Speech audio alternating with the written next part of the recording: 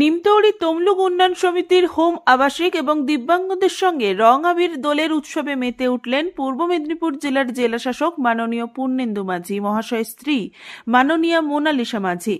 এই দিন তিনি সকাল 10টা নাগাদ হোম ক্যাম্পাসে আসেন এবং সঙ্গে আবির, মিষ্টি, চকলেট নিয়ে আসেন। আবাসিকদের সঙ্গে মেতে উঠলেন দোল খেলায়, একে অপরে আবির এবং রঙে রাঙিয়ে দেন।